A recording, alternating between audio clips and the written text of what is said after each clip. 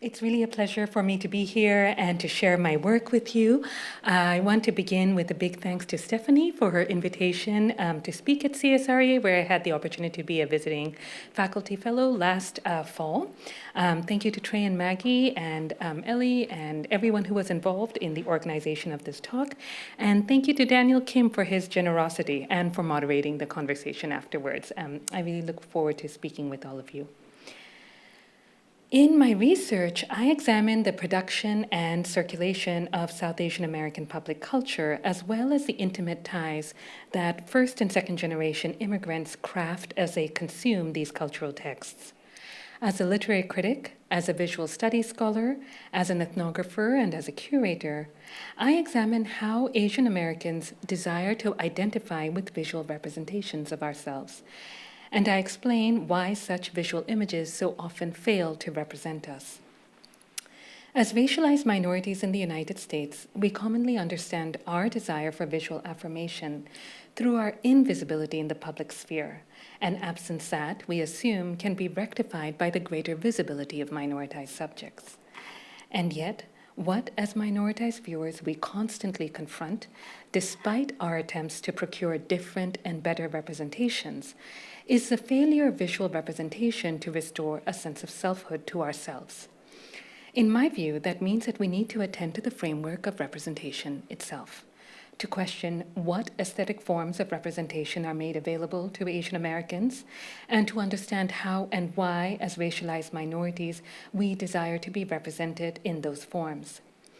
Moving from the readings of South Asian American literature, documentary film, and performance cultures that characterized my early scholarship, in my recently published book, Unseeing Empire, I focus on visual and exhibition cultures, specifically fine art photography, in order to delineate a new politics of racial visibility and racial formation. Across my scholarship, I call for an Asian American studies that is as comparative as it is interdisciplinary. I offer a method of working in Asian American literary and cultural studies that's in alignment with museum and curatorial studies, with South Asian historiography, and with feminist and queer of color studies. It's this transnational framework for Asian American studies that can lead us to unbind our critique of racial representation from our equally strong desire to see ourselves represented. So what I'll do today is speak first to what I see as a current state of the field of Asian American literary and cultural studies in relation to my own interventions in South Asian American studies. I'll then give you an overview of Unseeing Empire and a reading of one of the artworks that I discuss in the book. I'll conclude with some of the projects that I've been engaged with over the last year and look forward to fielding any questions that you might have. So as I see it, there are three intersecting frameworks that define questions of representation in Asian American literary and cultural studies today. First, at the heart of the field is a vigorous expansion of the geographies of U.S. empire in the Pacific, in Southeast Asia, and in the Middle East. Here, the spatial parameters of Asian America are defined by U.S. militarism and proxy wars. I'm thinking in particular of recent scholarship by Daniel Kim, of course, Josephine Park, and Mimi Nguyen on the Korean and Vietnam Wars, and by Ronak Kapadia on the Forever War. In tandem with scholars like Aiko Day, this body of work deepens our understanding of the relationality between Asian immigrant racialization and Asian settler colonialism.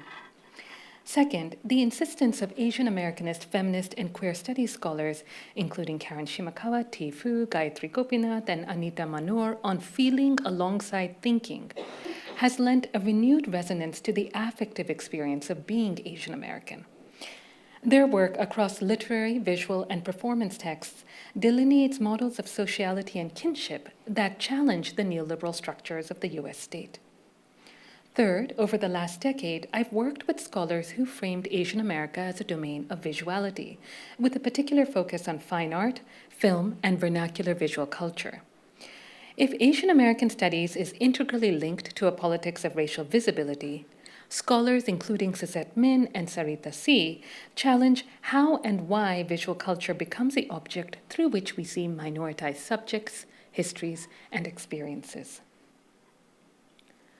My own work builds on these frameworks of analyses, but it offers a different perspective on each. First, I see an Asian America defined by the boundaries of U.S. domestic and overseas empire as reproducing the conditions of American exceptionalism.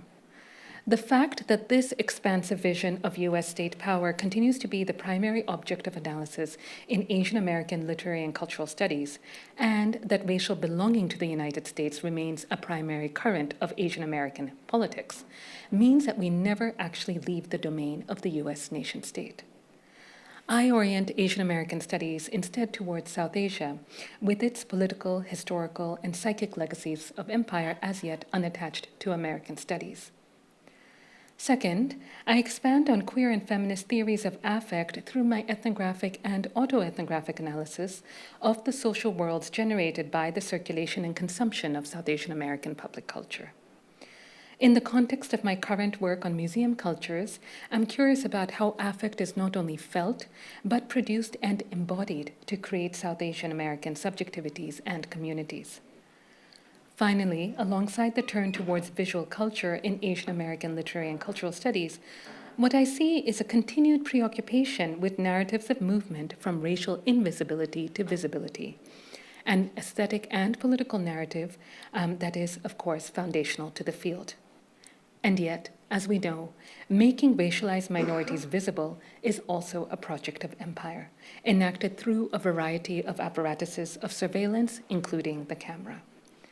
Why then does visibility remain the index of our belonging? I posit visibility as a limit point in Asian American literary and cultural studies, and I move us towards ways of seeing beyond it. My work in and for South Asian American studies is what draws me to a different set of questions and methods about race, identity, and representation. South Asian American studies is often framed as a necessary corrective to what's perceived to be a dominant focus on East Asian migration to the United States, adding on to the racial, class, and caste demographics of Asian America. Such additive models of ethnic studies have been particularly prevalent in the wake of 9/11, with the surge in hate crimes directed towards Muslim and Sikh South Asian Americans alongside Arab Americans. I approach South Asian American studies somewhat differently, not as a means of identifying and expanding who is Asian American, but as a way of challenging the historical and narrative parameters of Asian America. I bring visual, performative, and literary representations created by South Asian Americans in dialogue with contemporary debates on citizenship in South Asia, because I'm interested in what emerges out of these two disparate formations of imperial and post-colonial citizenship. Narratives of nationhood that I see as mirroring and distorting each other. Reena Banerjee's work, which you can see here, is, I think, a really wonderful example that I'd be happy to talk about later. I am particularly intrigued by the relation between indigenous and feminist of color critiques of U.S. empire and leftist feminist interventions into ideologies of post-colonial citizenship in South Asia. By suturing the act of seeing visual representations of racialized immigrants with the ways in which race is linked to empire and nation in Asian American studies and in South Asian studies, I contend that representation itself cannot be contained to a single national framework.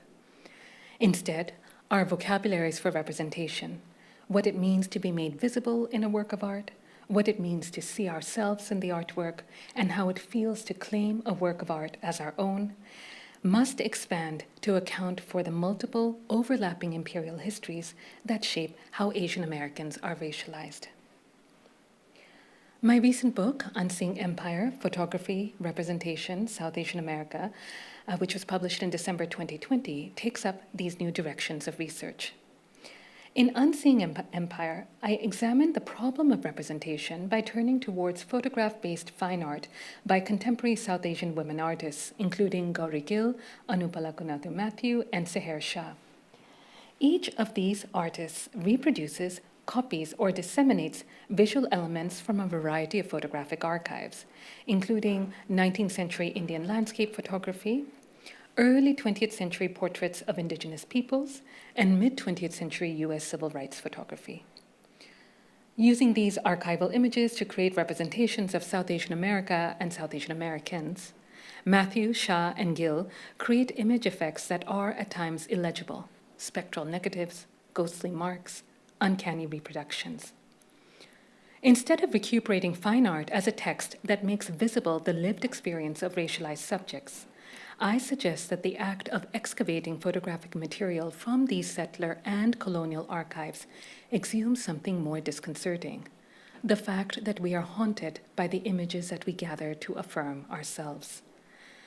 Bringing visual analyses of fine art photography together with ethnographic and experiential studies of museum cultures, I contend that our desire for visual representation is an effect of the Imperial Archive, shaped by photography's history as an aesthetic form used to dehumanize racialized subjects, and by the curatorial strategies of the museum as a space of colonial display.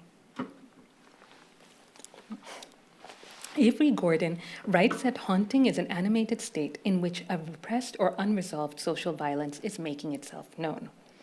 I read haunting as a way of seeing inhabited by racialized subjects that is suffused by the unresolved violence of empire, including empires not of our own time.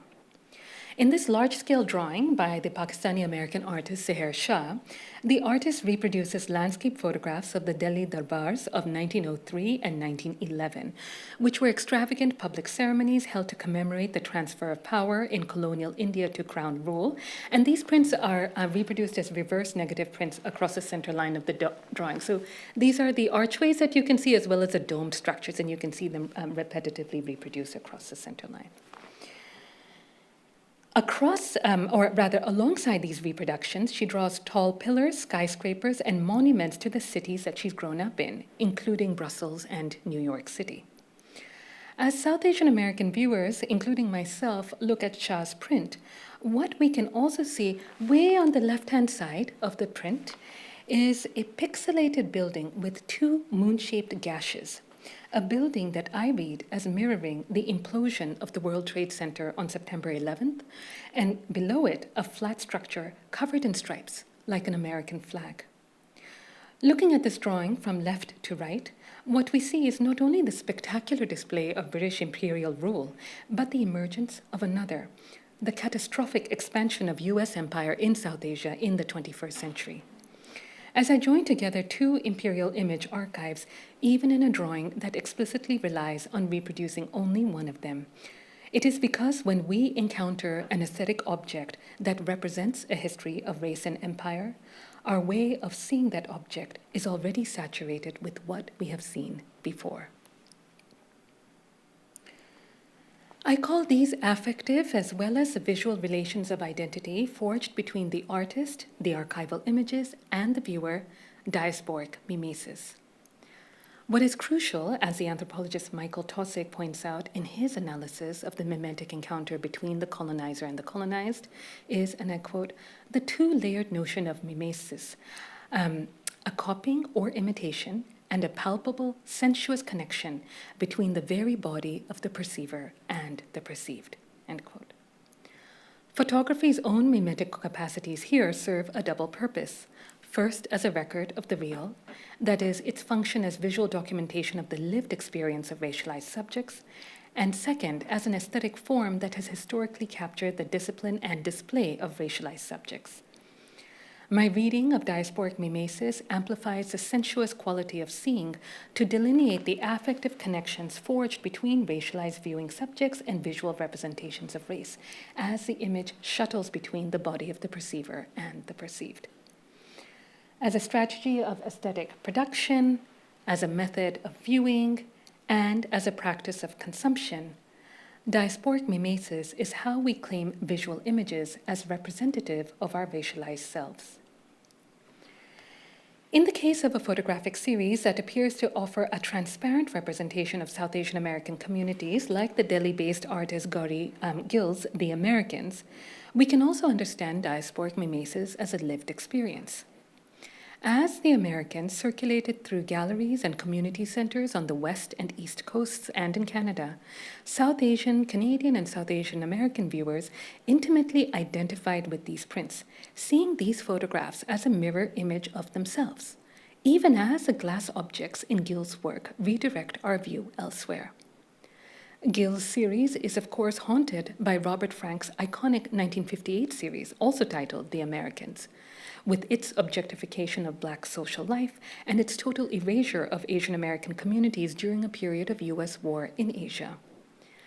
Even as we are compelled to look for our own representations, I delineate what I call non-mimetic encounters with visual art, ways of seeing that make room for feelings of alienation, loss, and unbelonging in the work of representation, and that enable us to refuse the solace of identification.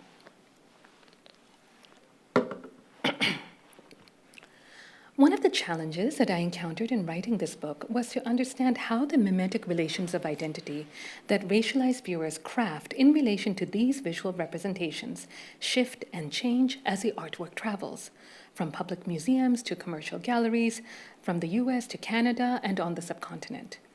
And so, in order to understand the social life of the art object, I retrained myself in curatorial theory and practice. As a curator, I've created a photography exhibition at 12 Gates Arts in Philadelphia, and I continue to collaborate with nonprofit Asian American arts organizations nationwide.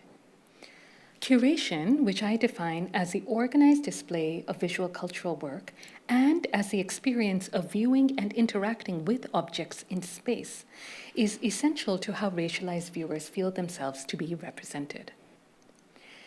As I move with these visual objects, I accumulate a variety of methods of reading, from formal analysis of the fine artworks to experiential studies of museum curation to ethnographic and autoethnographic reflections on the experience of being represented. Each one of these ways of seeing and reading doubles back on the relation of identity established between the racialized diasporic viewer and visual representations of race. By developing a comparative reading of South Asian American representation, triangulated across the legacy of British colonialism, decolonization movements on the subcontinent, and the consolidation of the US as a settler colonial global power, I see our very desire for representation as an effect of archives of empire.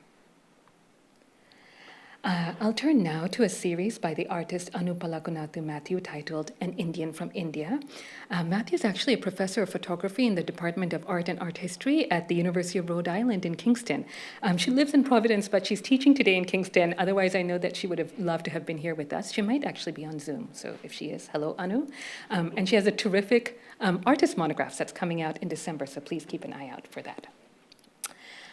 I'll share how I read Matthew's diptychs as elucidating diasporic mimesis, specifically in relation to representations of immigration and indigeneity in South Asia and in the US. And I'll also discuss how the curation of this artwork at a major museum creates a social experience of representation for South Asian Americans that comes at the cost of representing indigenous subjects. I'll conclude with some thoughts on how we can reframe our desires for representation and whether non-mimetic encounters can lead us out of the imperial archive. In An Indian from India, the problem of representation comes to the surface of the photographic print. In this series of diptychs created between 1999 and 2007, Anupalakunathu Matthew takes images from Edward Curtis's The North American Indian, among other contemporaneous collections, recreating the scene of Curtis's photographs with herself as the subject. Faithfully adhering to the printing, lighting, and setting that characterizes Curtis's studio portraiture, Matthew's digital images reproduce both the ethnographic form and the modes of display that characterize the North American Indian. Looking across the diptychs from left to right and back again, we can see the precise alignment between the archival image and Matthew's duplication, the ways in which she replicates the stances held by native portrait subjects through her own bodily gestures, how the torn and ripped edges that mark the archival image are reproduced in her photographs. Displayed as orotones and as framed prints, the differences that mark each diptych slowly come into view.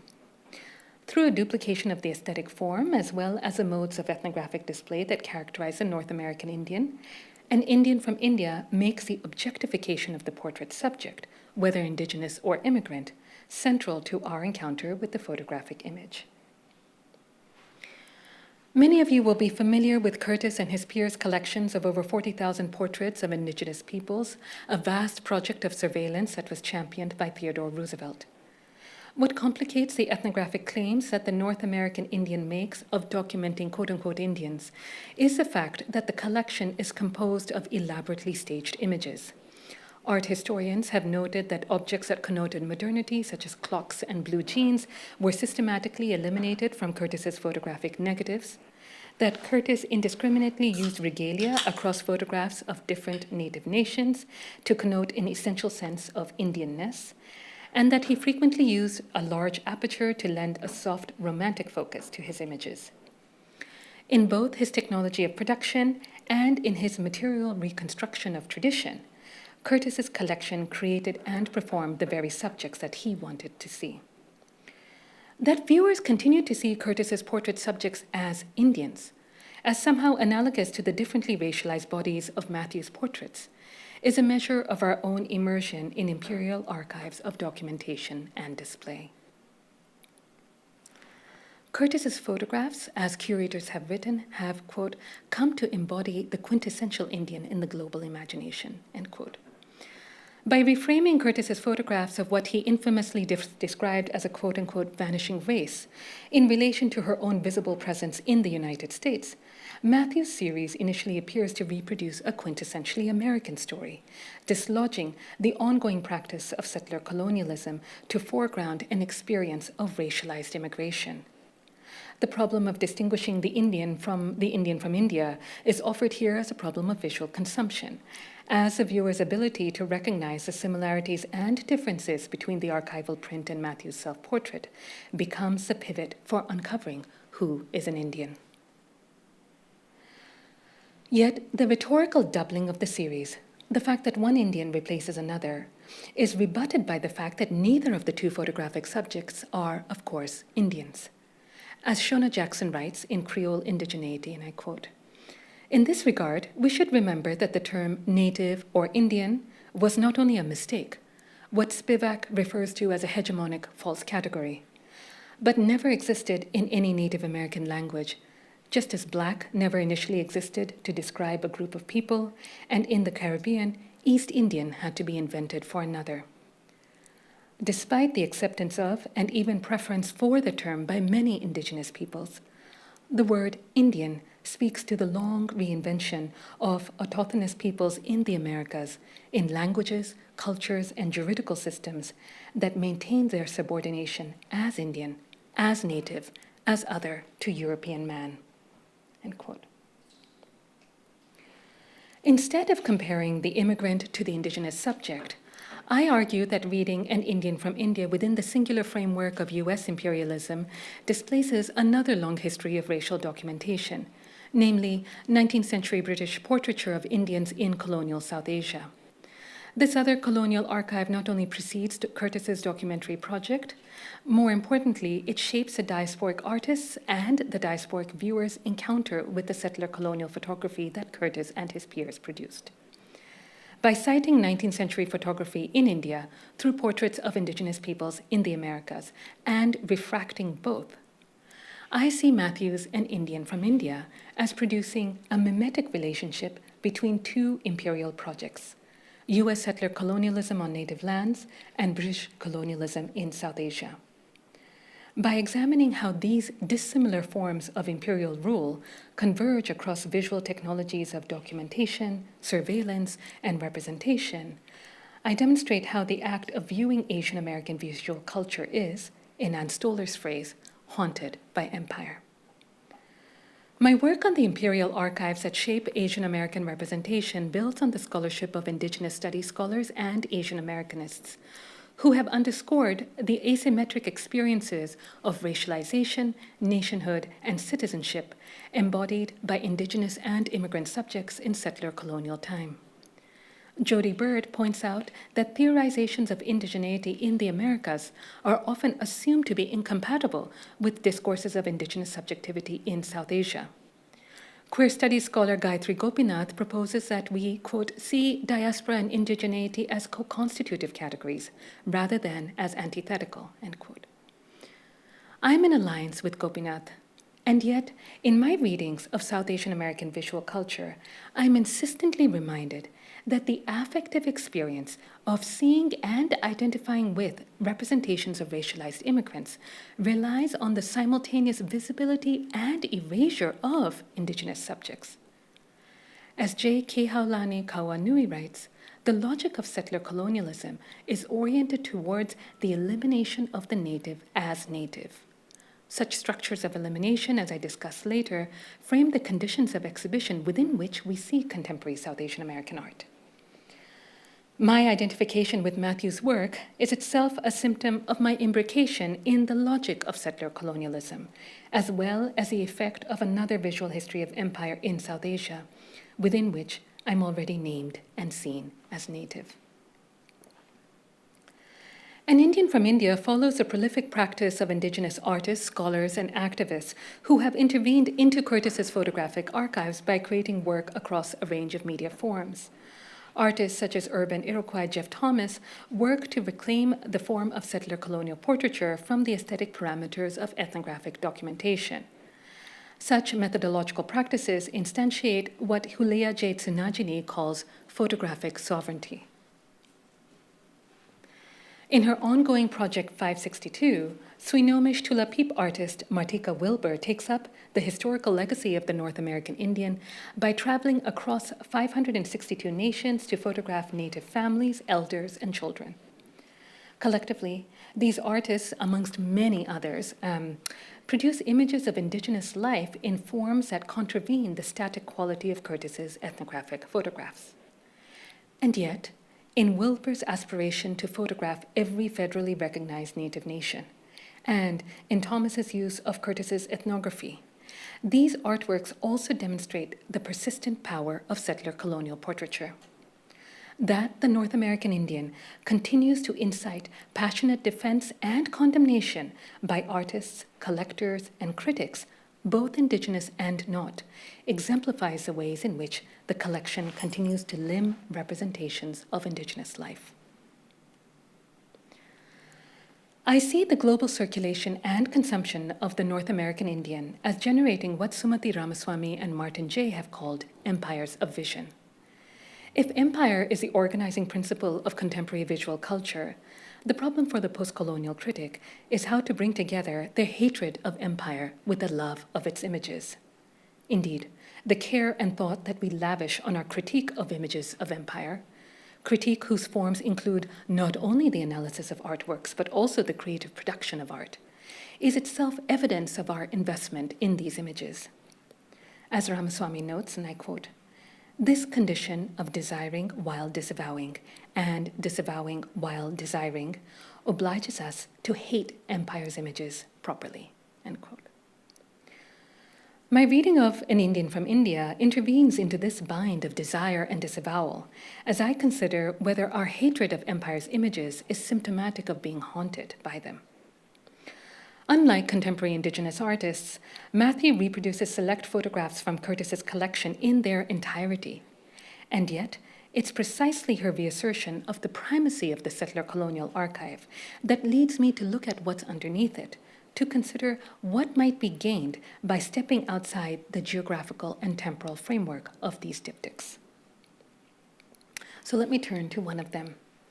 In Smiles, the left side of the diptych is an unpublished photograph from Curtis's archives titled A Navajo Smile, and that was taken in 1904. The archival image features an unnamed woman draped in a blanket, her body and her face turned squarely towards the camera. Sunlight streams in from the left side of the picture frame, emphasizing the textures of the blanket, her hair and her skirt. On the right is Matthew, who occupies the same frontal position as the subject of Curtis's print, her smile akin to a wince. At first glance, the portrait subjects produce a relation of identity. They occupy the same backdrops and a similar amount of the picture frame, and their bodies are adorned in patterned textiles. It is precisely the mirror image elucidated by these portraits that compels us to identify who is the original subject and who is a derivative. That task can only be completed if the viewer can name each element of the image, face, hair, dress, skin, that differentiates Matthew's self-portrait from the archival print.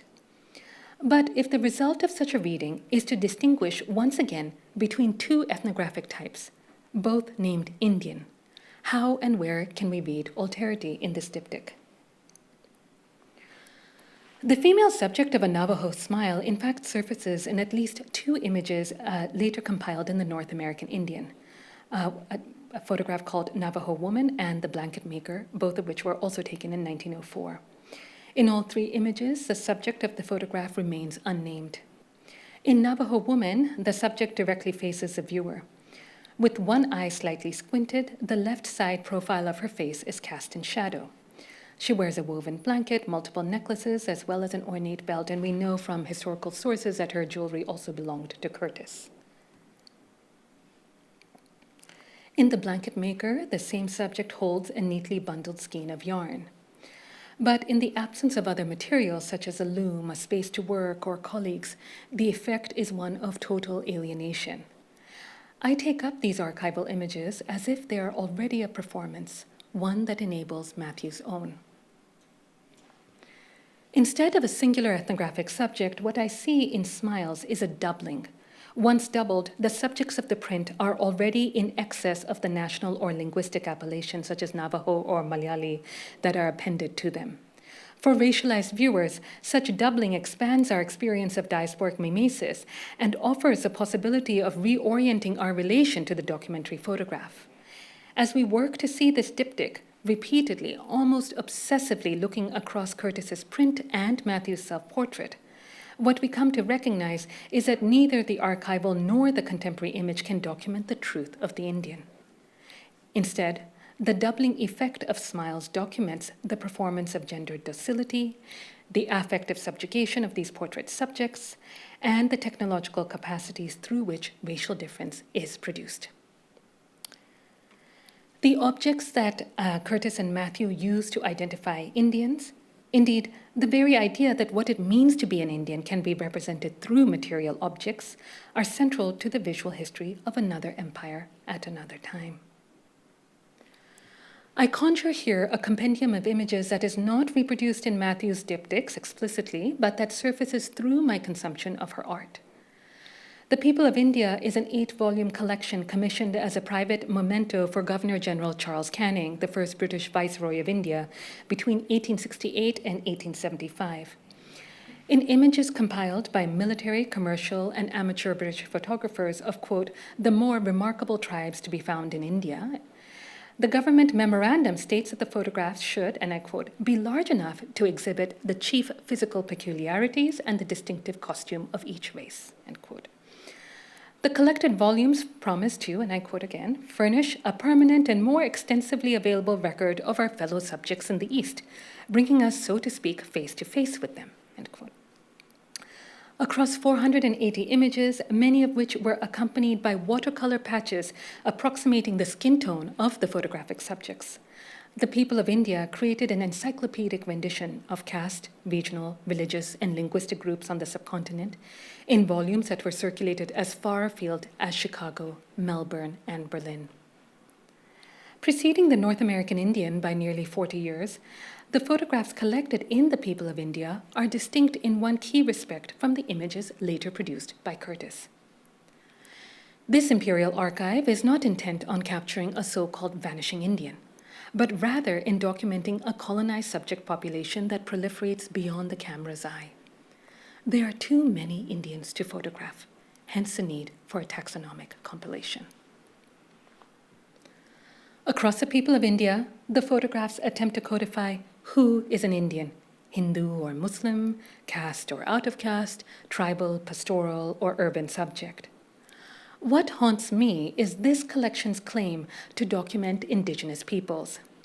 Those photographs that are captioned as Aboriginal or tribal include images of Adivasis, from the Hindi terms Adi, meaning first or from earliest times, as well as caste Hindus and Dalits, who are also sometimes legally identified in the post-colonial Indian constitution as other backward classes and as scheduled caste, scheduled tribe. What we see in the People of India, therefore, is the astonishing capacity of the imperial camera to create a colonial modern paradigm of aboriginality, even as these claims to indigeneity are impossible to secure within the image itself. And I'd be happy to speak about this particular image later. If Indigenous interventions into Curtis's archive enable us to see how settler colonial time exceeds the temporality of the photographic print, post-colonial interventions into Adivasi historiography demonstrate how representations of indigeneity are produced by the technological apparatus of colonial rule and reproduced within the legal order of the modern Indian state.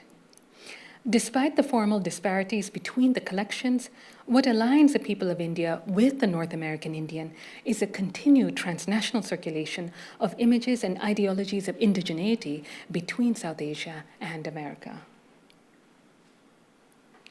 There's no documentation that confirms whether Curtis was influenced by the people of India. Indeed, Matthew herself remembered this other archive retroactively when I interviewed her about her artistic process. However, in recalling this 19th century archive, I want to acknowledge how Curtis's obsession with photographing the Indian echoes throughout my viewing of the people of India. And likewise, how the colonial technologies of surveillance that shape the people of India ripple through the multi-volume structure of the North American Indian. In both, the imperial camera becomes a mode of ordering the world, the means through which historical knowledge is produced and disseminated and consumed. It's the order that the camera imposes on its subjects and on the landscapes that they occupy that comes to appear as ethnographic fact and as aesthetic beauty. It's these beautiful images that become the photographic matter of the archive. And it's within these imperial archives that racialized diasporic viewers like myself look for traces of self-representation. I'll turn to a final reading of An Indian from India that elucidates the affective experience of racial representation within the context of museum shows. In October 2015, I went to see a retrospective on Matthew's work curated by the art historian Dipali Diwan at the Royal Ontario Museum, or the ROM, in Toronto, in an exhibition titled Generations. And you can see the really impressive facade of the ROM on the photograph at the bottom. The ROM was an extraordinary site to display Matthew's art. Her photographs were displayed steps above from the museum's collection of contemporary South Asian art, which is the image on the upper left. The South Asian Gallery was, in turn, a few steps above the museum's atrium, which is presided over by a dinosaur skeleton. That's the image on the upper right. At first glance, Generations appear to be wedged between two contradictory forms of display. On the one hand, an exhibition of evolutionary biology that's typical of a natural history museum, and on the other, a South Asian art collection that befits a museum of quote-unquote world cultures. But there's also a third form of exhibition at the ROM that's central to my reading of Matthew's work, and that's the Daphne Cockwell Gallery of Canada First Peoples that's situated on the museum's ground floor. The Cockwell Gallery presents a collection of material objects, including sleighs, canoes, blankets, and spears, all of which are crafted by First Nations peoples. At the center of the gallery in 2015, when I visited, are dioramas, life-size dioramas, that feature the museum's wax sculptures of Haudenosaunee men, refashioned with jeans and camera tripods. So this was a curator's attempt to restore those modern objects that were excised from Curtis's photographic negatives. The Cockwell Gallery is curated through a joint collaboration between the Canadian Museums Association and the Assembly of First Nations. Yet this collaborative process cannot erase the fact that all of these works are curated for visual consumption.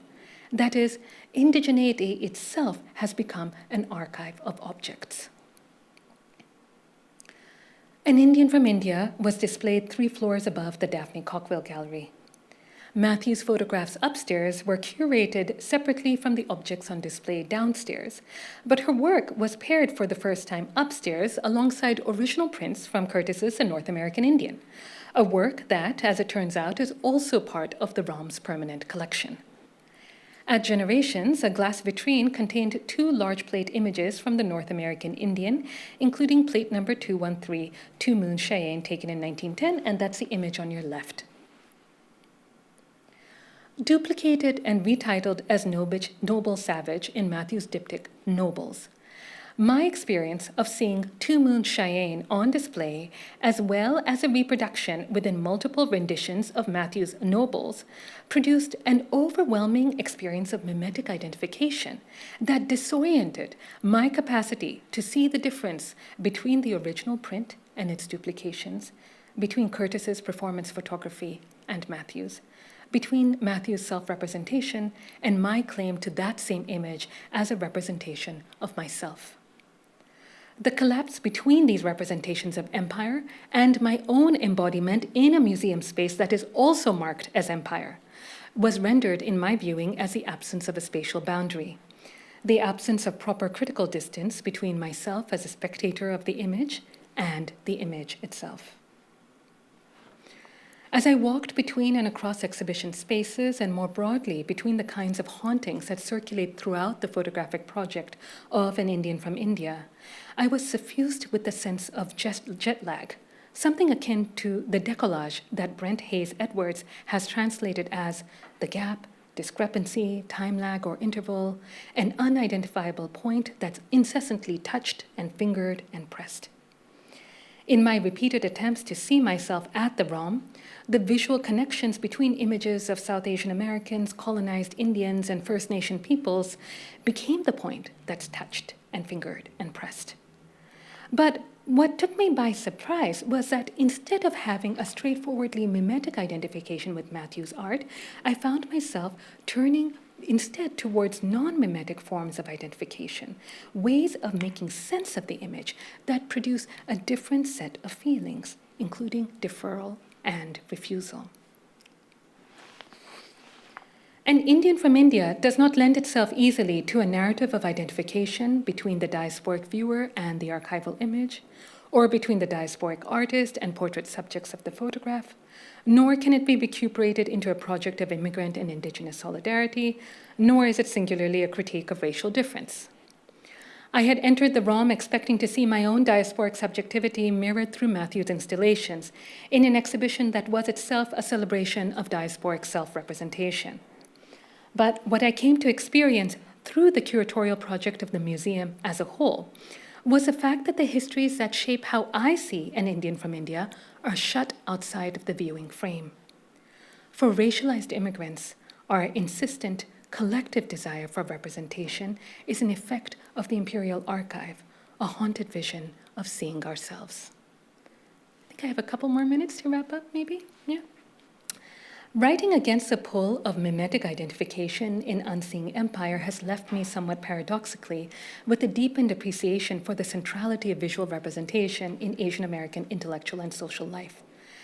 The book was published in December 2020, 10 months into our current pandemic.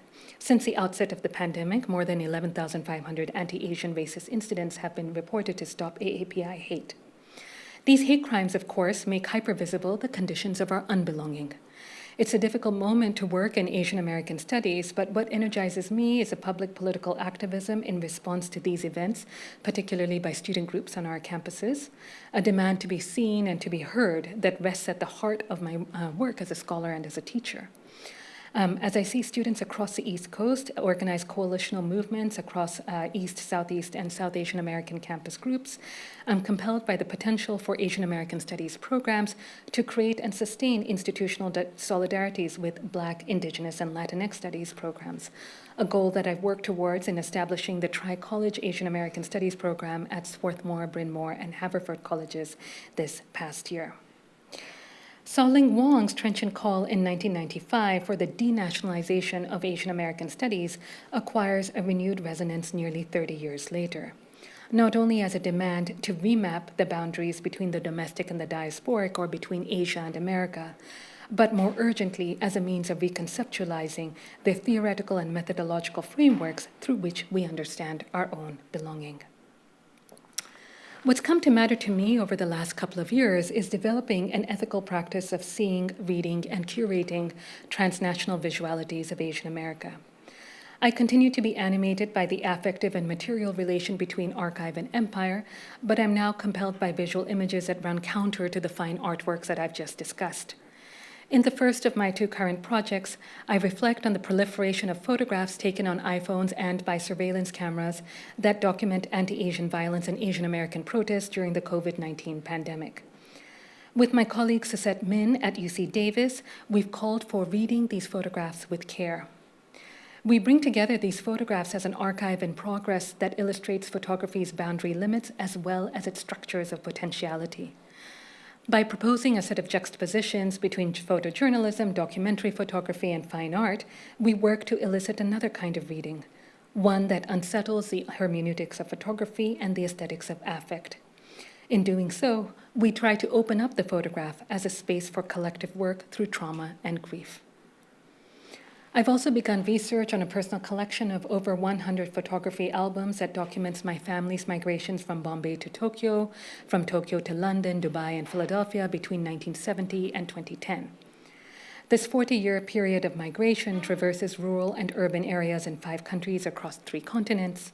It documents a period of post-independence nation building in India, late 20th century economic growth and recession in Japan, and post-9/11 immigration to the United States.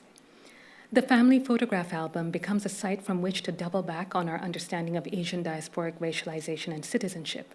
For even as each image portrays a private domain of domestic life, the photographs also demonstrate how immigrants navigate the public domain of the state and its discipline of racialized subjects.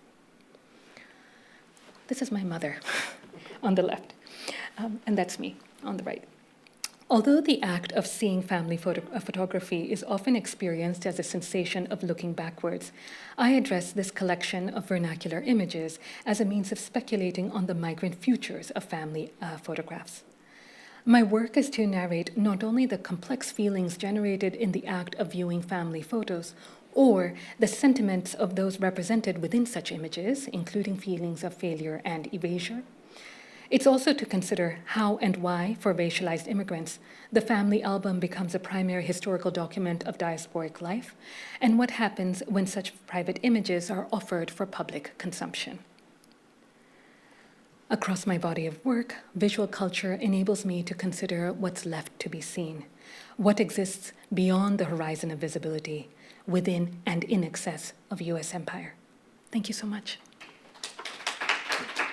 First of all, I just want to thank you. I myself am just starting to read your book, and but I had the pleasure of seeing reading some work in progress, which is based on this photo album project.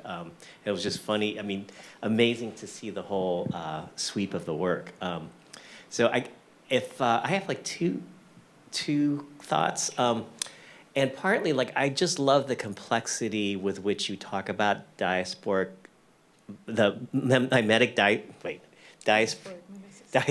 mimesis, because it sort of points out to me a kind of dissatisfaction I've always had with Jose Munoz's sense of disidentification, which seems like a version of what you're talking about, but there's all these layers to how you describe that process, and a certain kind of contingency to it, and the wealth of ambivalence, I think, that comes across it, so I think that's just an observation. That's sort of how I positioned what you were doing with that concept. So I don't know if you want to respond to that, and I'll just add the other thing, so you could respond to the other thing. Is like, I've been thinking about the heightened visibility of Asian Americans in popular culture.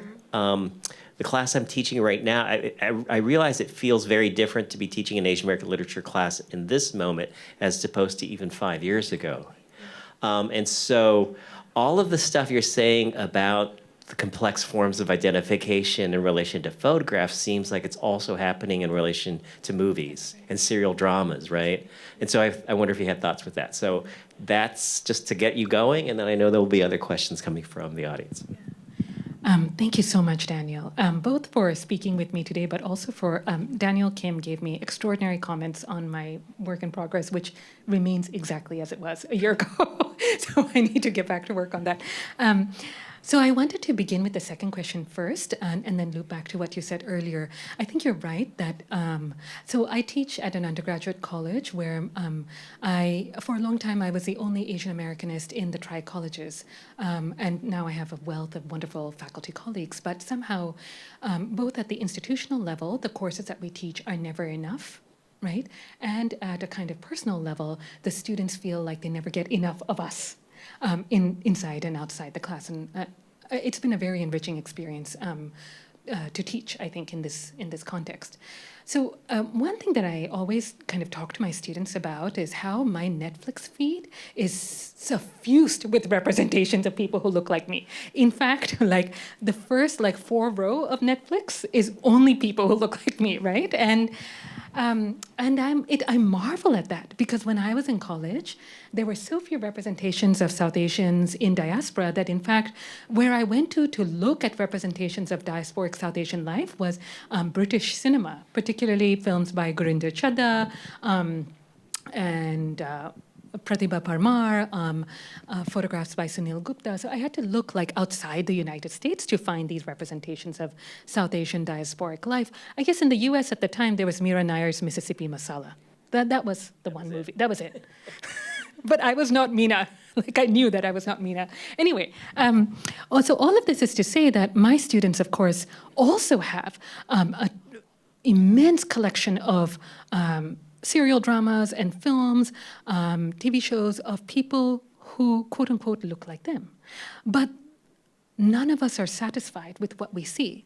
And so that really is what, in some ways, got me thinking about what is behind our desire to see ourselves, right? And whether we can ever, that thirst to look for something that looks like us, whether that will ever be quenched. And I think part of what I'm trying to argue in the book as a whole is that I think that the system of representation as it now stands is sort of set up so that we fail in that project over and over again, right? And part of the reason why we fail in that project is because the ways in which we look at ourselves are always referring back to other ways that we already know we look like. So even if, for example, Mindy Kaling, who is a South Asian American woman, is creating a show like Never Have I Ever, which features not only South Asian American women, but women who speak Tamil, which my parents speak, and features Purna Jagannathan, who is a mother figure in Never Have I Ever, is someone I actually knew in college. So, she's an actual human being that I know, right? Or used to know. I don't know her at all in her celebrity way anymore. All of that is to say, I'm looking at that, but I cannot feel more alienated than what I see. It's not. I'm not coming close to it. I'm being pushed away from it, and I'm trying to figure out why, right?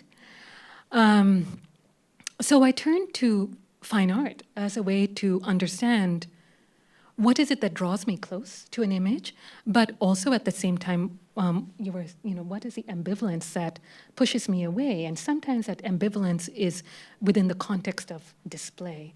And so I just want to touch on the Munoz point. I'm so deeply informed by Jose Munoz's work and disidentifications, and I teach it all the time. But I think there's a couple of things that differ in what I'm trying to do. The first, of course, is that, that great introduction to disidentifications where he talks about watching the Daniel Susskind show, I think it is. There's an introduction to disidentifications where the young Jose Munoz is in Miami with his mother watching a show in the 1970s that features, quote unquote, lesbians on TV. And he's so drawn to this representation of queer subjects on TV. And as he's drawn to it, he's also hoping that his mother doesn't recognize his attraction to what he's seeing. So, of course, disidentifications is premised on the idea of a phobic public sphere, right? And indeed, Asian Americans exist within a phobic public sphere, and yet in the realm of visual media, we are celebrated or lifted up in more ways than one, right? By a kind of media machine, I guess. So the phobic public sphere that we see on screen or that we might see in a museum that celebrates Asian American art is not the kind of acute sense of phobia that Munoz is experiencing. So that's one, right? And the second thing is that Munoz, of course, is speaking about a direct one-to-one identification between his own queer subjectivity and the representations of the women that he sees. And I'm trying to talk about something that's a little bit askance of that. what's going on behind the image that's drawing me to the image, right? What's going on behind the photograph that I'm looking at that might cause me to remember something else that I've seen, and in that process, shape my feeling of what I'm seeing right now. And sometimes the memories of what I've seen before I've seen this artwork, or my knowledge of something that exists behind this artwork, is causing me to look at an image that should be self-affirming, but in fact feel completely abject, right? Abject not only because, not just because I don't see myself in the image, but abject because it's telling me how deeply implicated I am in these histories of violence that have constituted me here, histories of settler colonialism, for example, ongoing practices of them.